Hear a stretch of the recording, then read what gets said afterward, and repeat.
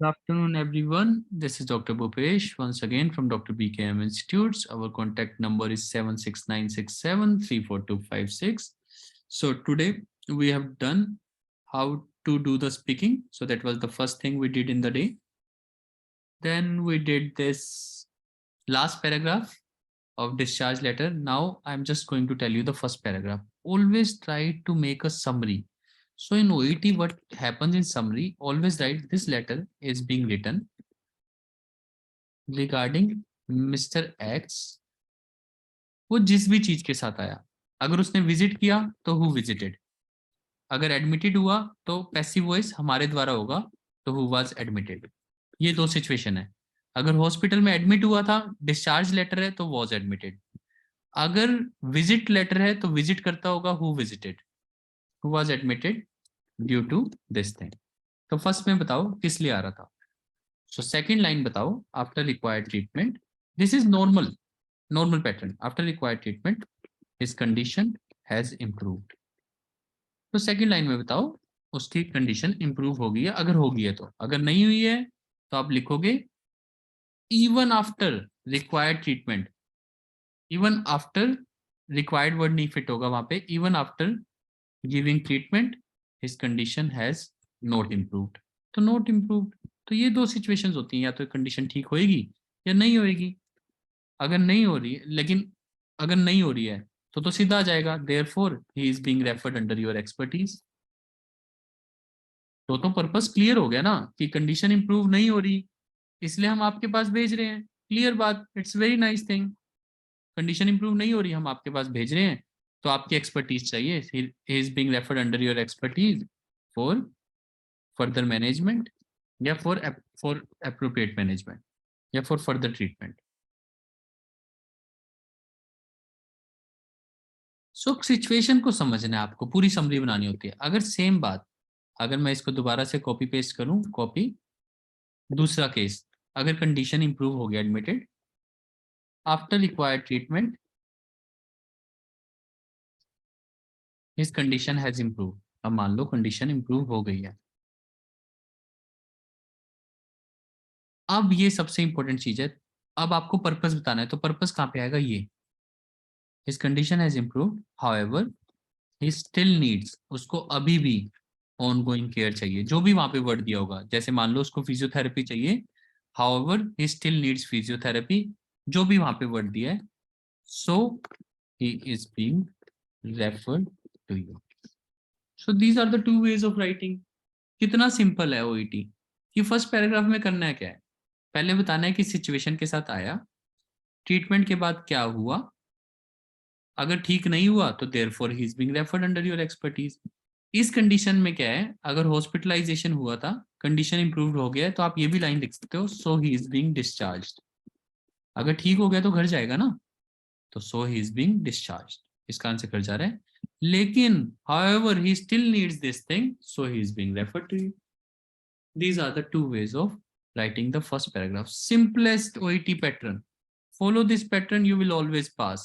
Just आपका paper कितना ही मुश्किल आए, आपको ये लिख के आना है। बस ऐसे कुछ मोल्ड करना है कि कहानी कुछ ऐसे बननी चाहिए कि एग्जामिनर को क्लियर हो पेशेंट क्यों आया था, why was he admitted, what happened, why he is being referred. In the same way, better होगी है however he needs this, इसमें यहाँ पे ऑनगोइंग केयर की जगह फॉलो अप केयर वर्ड आ सकता है जो वहां पे दिया है, he needs follow up care and she is being referred to you. This is how you write. Simplest way of writing and executing OET first paragraph, which we say sometimes, I don't know sir how to write this thing, how to write the purpose. This is the best way to write purpose. Tell the condition with which patient came, what you did, what happened, now what is the purpose of referring. Simple, OET को ऐसे सोचना है, क्यों आया था, आपने क्या किया, उसके बाद क्या अंजाम हुआ, और अब क्यों रेफर कर रहे हो। तो वो जो क्यों रेफर कर रहे हो वही मेन लाइन है कि लेकिन अभी भी उसको ये चाहिए, that is what is the point. वहां पे मेन लाइन डालनी है अपने लेटर की। So that is how you do OET. I hope it is okay with everyone and everybody has understood. सबको क्लियर है? प्लीज आप मेरे को रिस्पॉन्ड कर सकते हो कि आप सबको क्लियर है। Yes, sir. Yes, Yes, sir. sir. Yes, sir. Everybody is okay with it? Yes, sir. Yes, sir. Yes, sir. चलिए सर ठीक एक बार है मैम। सर एक बार समराइज कर दो, मेरा इंटरनेट कनेक्शन लॉस हो गया तो That I will do again, Kuljeet ma'am. We were basically talking about this writing task that basically OET letter का लिखने का एक ही तरीका है कि पेशेंट हमारे पास क्यों आया, first thing who was admitted to our hospital due to this thing. आपने ट्रीटमेंट दी, उसके बाद उसकी कंडीशन ठीक हुई या नहीं हुई, अगर नहीं हुई तो वही रीजन बनेगा उसके घर जाने का। समझो कि उसको सपोज उसको, प्लीज साइलेंट कर दो, सभी साइलेंट कर दो प्लीज। समझो कि उसको this letter is being written regarding mister X who visited with chief complaint of fever, nausea and vomiting. After treatment, his condition is better. So he is being discharged. तो हम तो घर भेज रहे हैं उसको. However, he needs monitoring for the next whole week. पूरे हफ्ते के लिए उसको मॉनिटरिंग चाहिए. So he is being referred to. तो मोस्टली ऐसा लेटर कम्युनिटी नर्स को जाता है क्योंकि वो बाद में पेशेंट को संभाल लेते हैं जब पेशेंट घर जाता है. खत्म. अगर समझो कि यही पेशेंट ठीक नहीं होता, विजिटेड आफ्टर, तो यहाँ पे लिख दूंगा even after treatment, even after getting treatment his condition has not improved. Condition देने के बाद भी इम्प्रूव नहीं हुई है. Full stop. Has not improved. अब कुछ ना कुछ सस्पेक्टेड होगा and he is suspected with जो भी मलेरिया, सपोज वट जो भी कंडीशन वहां पे दिया, तो वो मलेरिया के साथ रेफर है. तो देर, अब यहाँ पे मैंने कहा ना जब आपको ठीक नहीं होगा तो आपको रीजन यहीं पे आ गया. देयरफॉर अब हम बड़े डॉक्टर को लेटर लिख रहे हैं, मेडिसिन के डॉक्टर को. Therefore he needs your expertise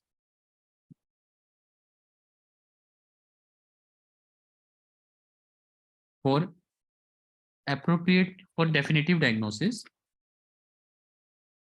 क्योंकि सस्पेक्टेड है ना, ही सस्पेक्टेड, तो मतलब ऐसा लग रहा है. तो हमें तो पता नहीं, हम तो सर हमने तो नॉर्मल क्लिनिक है हमारा, हमारे पास पेशेंट आया, हम फीवर, नोजिया, वोमिटिंग के साथ आया था, ट्रीटमेंट के बाद भी ठीक नहीं हुआ, कंडीशन इंप्रूव नहीं हुई है and he suspected with malaria. Therefore he needs your expertise. आपकी एक्सपर्टीज चाहिए for definitive diagnosis, definitive diagnosis के लिए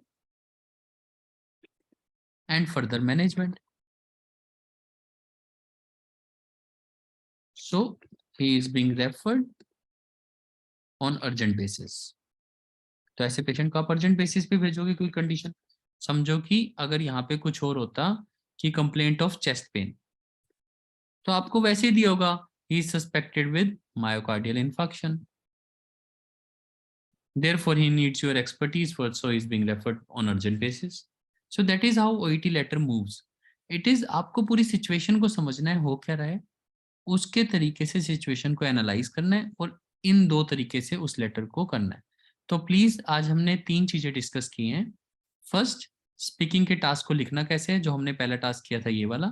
तो हमने ये किया था कि आज टास्क को लिखते कैसे हैं, तो प्लीज इनको लिखना. आज का दिन बड़ा बेसिक डे है but it is very important day क्योंकि बेसिक ही है ओईटी. ओईटी में कुछ मुश्किल है ही नहीं. तो आपको ये वाला स्पीकिंग टास्क आज रिवाइज करना है.